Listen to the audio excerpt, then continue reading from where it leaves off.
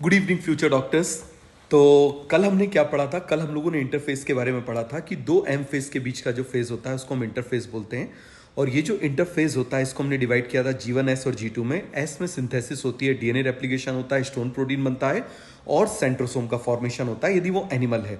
दूसरी तरफ G1 में सारे ऑर्गेनल्स की सिंथेसिस होती है, सारे के सारे ऑर्गेनल्स एक्सेप्ट माइटोकॉन्ड्रिया, क्लोरोप्लास्ट और गोल्गी बॉडी। क्लियर है? तो अब जो G2 में क्या क्या होगा? माइटोकॉन्ड्रिया, गोल्गी बॉडी और क्या बनेगा? क्लोरोप्लास्ट। और इसके साथ में टिब्यूलिन प्रोटीन बनेगा, क्योंकि आगे जाके क्या बनना है? आगे जाके एस्ट्रल रेस बनानी है, स्पिंडल फाइबर्स बनने हैं, उन सभी के लिए क्या चाहिए? टिब्यूलिन चाहिए। क्लियर हो गया? तो आप मुझे बताओ जरा, डिसीजन किस में लिया जाता है? जीवन में।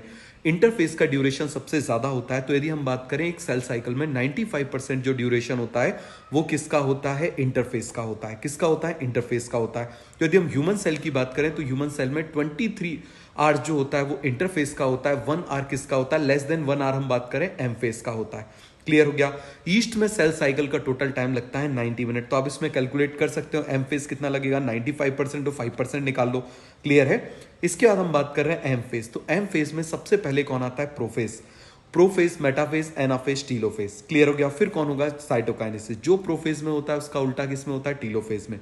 Telophase is the phase of two nucleus. T for telophase, T for two nucleus. Prophase में जो भी होगा उसका जस्ट उल्टा किस में होगा? टीलोफेज में। तो क्या क्या हो जाता था? याद करो, पप्पू कैन डांस साला। सी से क्या हो जाएगा? Chromatin condensation.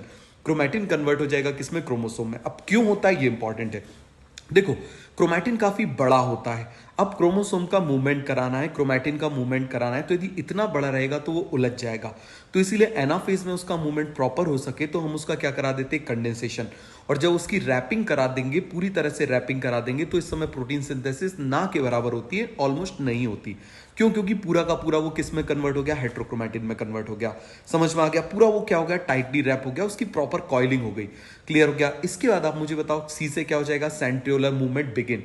हर चीज बिगिन होगी प्रोफेज में, फिनिश होगी मेटाफेज में। क्लियर हो गया? एक्सेप्ट जो डिसअपियरेंस होता है सेल ऑर्गेनल का, वो फिनिश हो जाता है लेट प्रोफेज में।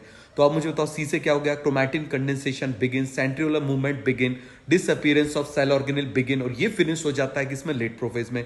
Disintegration of nuclear membrane begin, और स्पिंडल फाइबर फॉर्मेशन। इसमें स्पिंडल फाइबर बनने लगते हैं, एस्ट्रल रेस बनने लगते हैं, और इन दोनों को मिला के हम बोल देते हैं माइटोटिक एपरेटस। क्लियर हो गया? अब हम बात करें टीलोफेज। इसका जस्ट उल्टा कर दो, क्या हो जाएगा? टीलोफेज। अब मुझे बताओ, मेटाफेज में मोटाफेज, मिडिल में मिल गए तो क्या बोल देंगे? मेटाफेज। सबसे मोटा, इस समय क्रोमोसोम सबसे छोटे और सबसे मोटे होते हैं, इसीलिए इनका नंबर यदि काउंट करना है तो सबसे बेस्ट स्टेज होती है। क्लियर हो गया?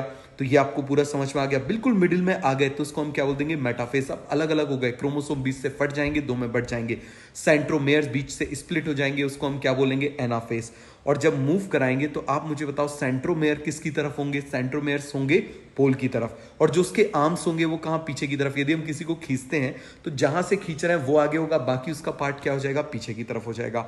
फिर आप मुझे बताओ जरा, क्या आ जाएगा? टीलोफेज आ जाएगा। टीलोफेज में जस्ट इसका उल्टा कर दो, दो न्यूक्लियस आ जाएंगे, क्रोमोसोम से क्रोमैटिन बन जाएगा, न्यूक्लियर मेम्ब्रेन वापस आ जाएगी, रीअपियरेंस ऑफ सेल ऑर्गेनल हो जाएगा, और साइटोकाइनेसिस दो तरह की होती है। तो साइटोकाइनेसिस के बारे में हम नेक्स्ट क्लास में पढ़ेंगे। क्लियर है? चलो मिलते हैं नेक्स्ट क्लास में। Okay, bye bye, good night.